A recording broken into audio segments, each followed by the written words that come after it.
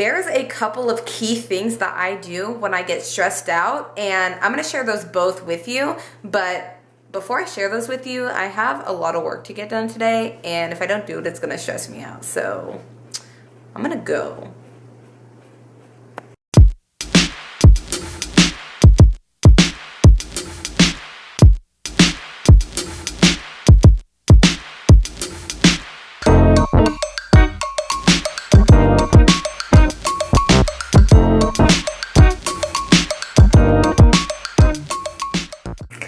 What's up, my friends? My name is Eden, and if you're ready to de-stress, then keep watching this video and stop everything that you could possibly be doing, because what better way to de-stress than to ignore all moral responsibilities and spend your time on YouTube? That's what I do. So without further ado, let's get into it. I don't want to take up too much of your time because you really ought to go and get your shit done. But yeah, I didn't know how I was going to finish that statement. Okay, let's dive right into it. Let's look at what kind of stress we're talking about. There's two kinds of stress that generally get to me both. Stress number one, when I have so many different tasks to do that I don't know where to start and I feel overwhelmed and stuck. Almost in a position of, I don't know where to start, I don't know what to do, blah, blah, blah, even though you know you have a ton of stuff to do. It's really easy for a lot of different tasks that accumulate on the top of each other to keep you feeling almost immobilized because you don't know where you should start, what you should do, etc., etc. And then also, you have pieces of different tasks done, but not one task is fully complete. You know what I'm saying? You all know what I'm saying. So I shouldn't have even asked that. Here's what I do. First thing, you have to just take a step back and accept the fact that yes, you do have a lot to get done, but you absolutely can get it done as long as you have a strategy. And the strategy is so simple, but we often get just so crowded in our heads that we lose track of the basic things. And so that's why I'm here sharing this with you, because sometimes it's just easier to hear it from another person than it is to tell yourself things. It's so much harder to take our own advice.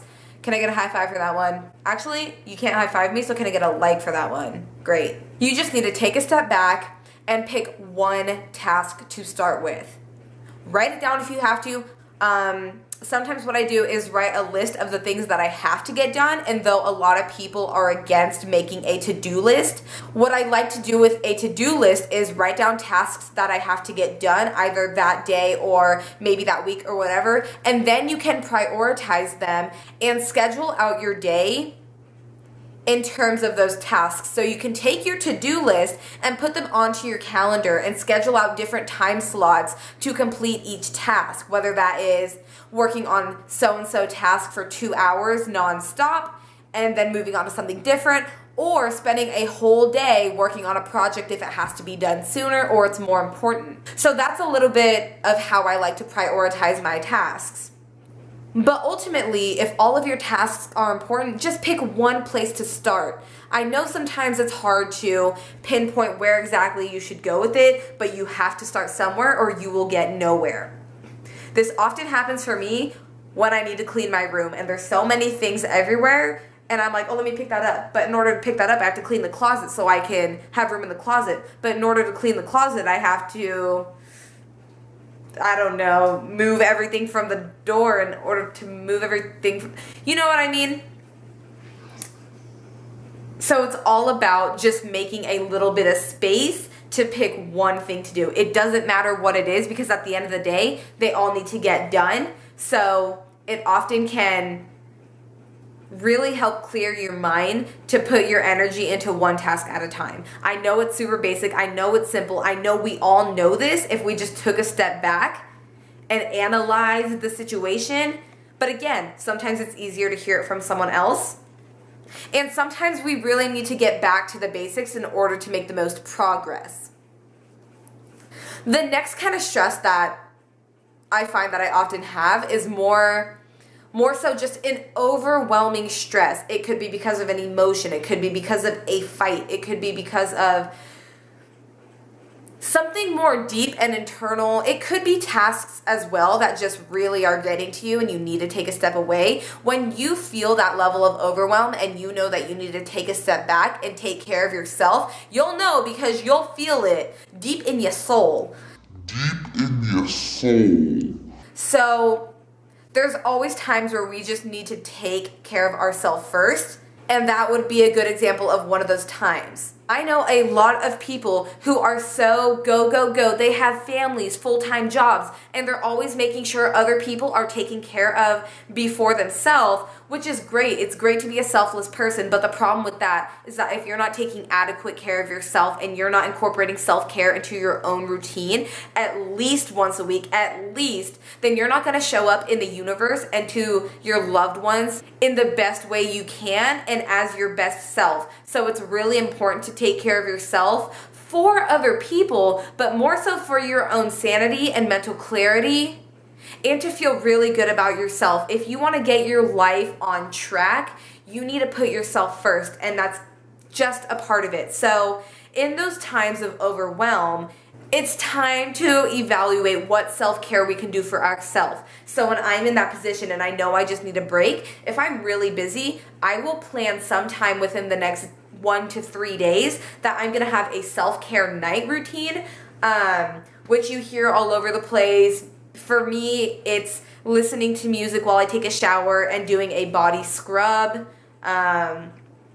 face masks, I light incense, I listen to calming music, put on my Christmas lights, light candles, whatever. That kind of scene that's going to bring you to peace and make you feel more connected to your body and your soul. That's what you want to do. But your self-care routine can be something totally different to you going out to get your nails painted, going out to eat by yourself, bring a book, or talk to your mom on the phone, whatever brings you connected and more at peace. Below this video, I'm going to give you guys a free PDF download to a self-care cheat sheet, which is going to allow you to customize your own game plan for when you feel stressed out, and that might help you too. It's really important to incorporate these kinds of activities into your life. So like I was saying, I'll either plan to do it within the next 1 or 3 days, or I'll stop what I'm doing right there if the time allows for it, and I'll do something that makes me feel good right there. As weird as this sounds, it makes me feel really good to clean off the top of my desk, and even though that might not seem like self-care because I'm still doing like something, I like having a clean space and doing a little feng shui, so that makes me feel really good so I can just have the clean space. Hanging out with my plants makes me feel good. Sometimes I'll sit on the couch and I'll just close my eyes for like a minute, because what I'll be doing during that time is the 4, 7, 8 breaths. And if you haven't seen one of my videos where I talk about that, it's where you close your eyes, breathe in for the count of 4, hold for the count of 7, and exhale for the count of 8. And you do it about 4 or 5 times, because throughout our days, we do not breathe deeply with our diaphragm. We do these short little breaths. So just incorporating some deep breathing into your life can really calm you down and almost instantly de-stress yourself. So if you can do something in the moment, do it in the moment. If you can plan for a more extravagant self-care night, maybe you want to do a massage with your partner, you know what I'm saying? Then do that. But it's up to you to plan that. And if you say you don't have time to do that, then you need to reevaluate the things that you're doing in your life now so that you can make time for it. You probably spend more time on your phone or watching TV than you think, or caring for other people's problems, when in reality you could probably minimize that a little bit with a little bit of effective planning.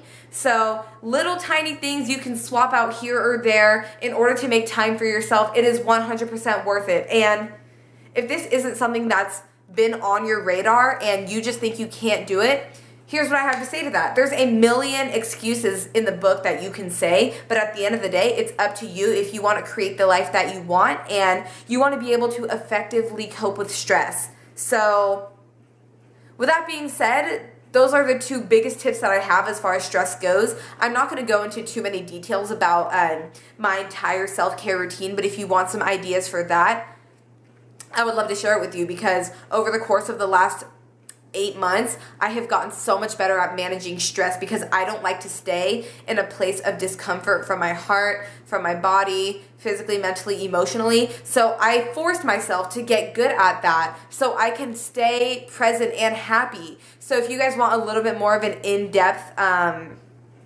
idea of a routine, then I will certainly give you guys that video. Just give me a thumbs up and comment below and let me know what self-care routine would you like to see and what do you like to do that really brings you to peace. So yeah, that's about all I have for you guys today, and I don't really know how to end this video, so I'm just gonna go. Bye.